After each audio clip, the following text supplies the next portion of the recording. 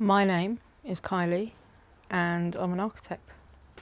I head up the architecture side for English Brothers Bespoke. I take clients through the design process from beginning, finding sites, what they need to do to make sure they get planning permission, make sure it's designed to building regulations, and then we hand over to the timber frame team who then put the manufacturing into place, and we work together to make sure that's all coordinated. How did I get qualified? Well, it was a long process. It's definitely down to perseverance and passion. It was something that was really important to me. When I was younger, I didn't get the best careers advice, so I didn't think I had the academic brain to do that. I really didn't. I struggled. But I still went on to do a degree, not in architecture, because you had to have certain A levels at that time, back in the arc ages. So I wanted to work in the built environment. I did a degree in industrial design. I went and got a job in planning to try and get some experience in the built environment. But I kept looking for jobs in the field of architecture and saw an advert. I was given the opportunity to go for an interview via a recruitment consultant in the end for English Brothers, and met Jay, and he gave me the opportunity to start my career in that field. But then I wanted to get qualified. I knew that the only way I could do that while I was working was to do what was called the office-based exam, because you have to get certain parts of qualification. So there's the undergraduate part, the postgraduate part, and the professional certificate. So I had to find a RIBA charter practice in order to qualify. So I did that, and I did my part one. I then went on to do a master's, and then my professional exam shortly after that. So I was 40 when I actually qualified, but I've been working in the field since 2001.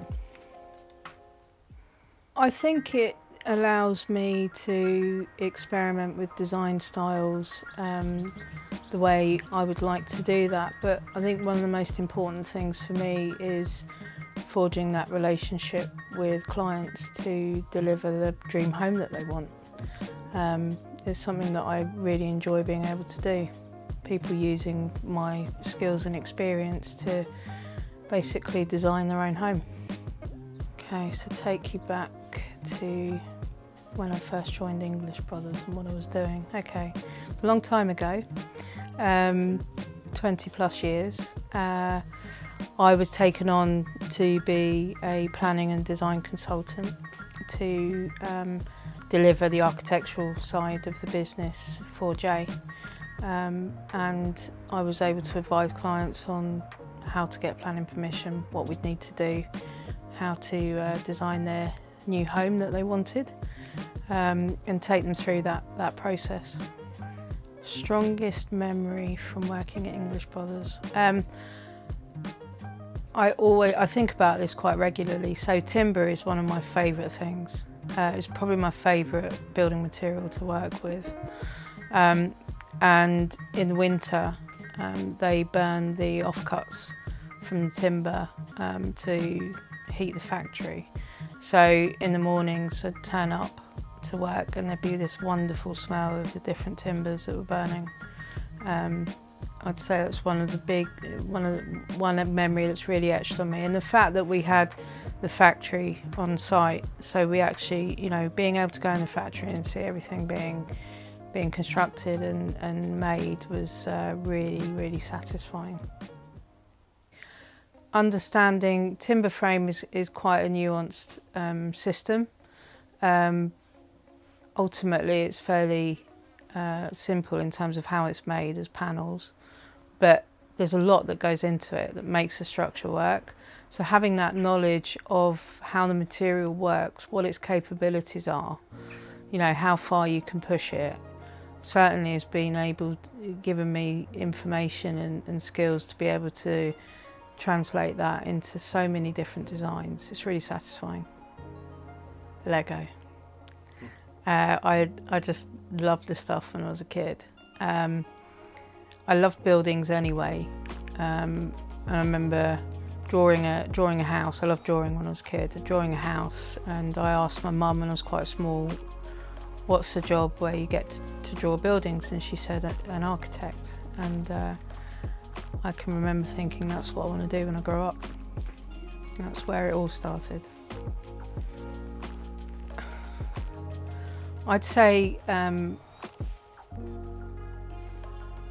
contemporary classic.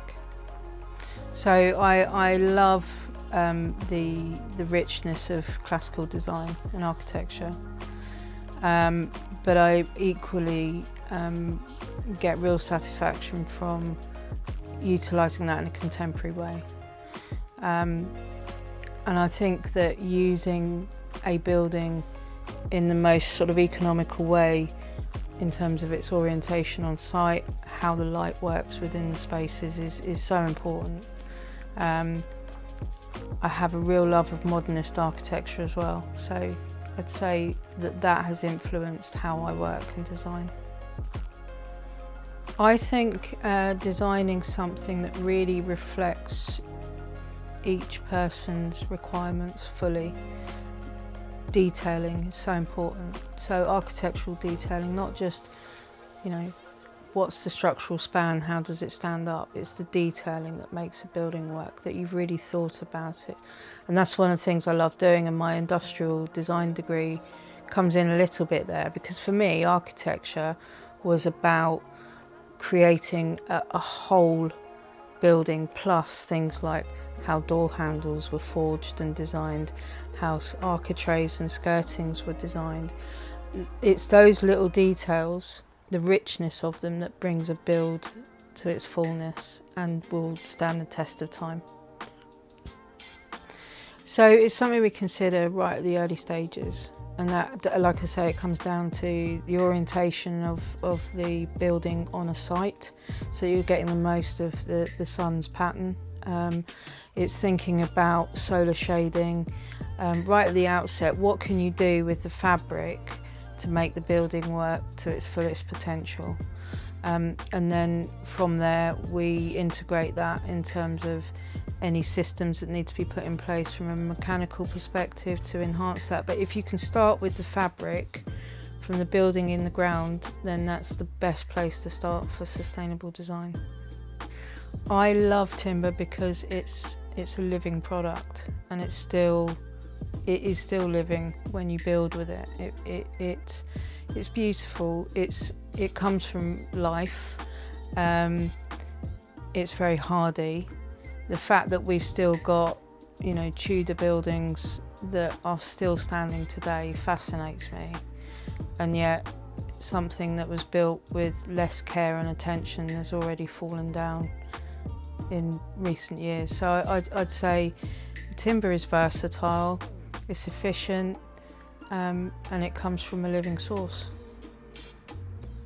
My hobbies and interests, I live by the sea, so I love being on the water, paddleboarding, sailing, and yoga, which really helps me to chill out when the job gets a little bit stressful at times. But I'll be 50 in 3 years, so I'm planning to go on a sailing trip across the Atlantic. I adore Italy because of the history.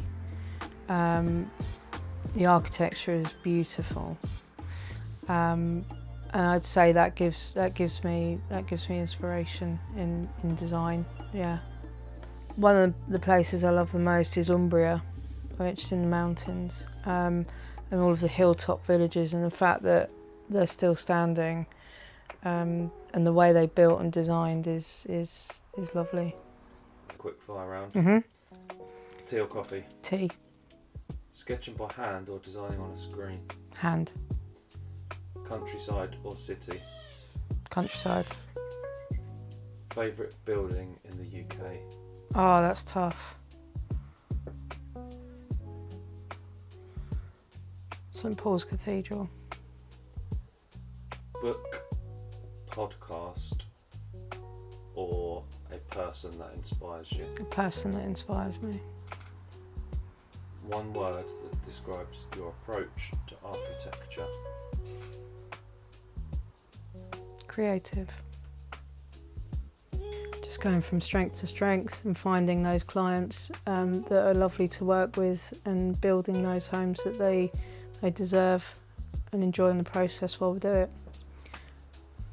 Do your research. Trust the people you're working with. And I'd say a good project manager, once you've finished working with me and I've held your hand through the initial phases, is worth their weight in gold.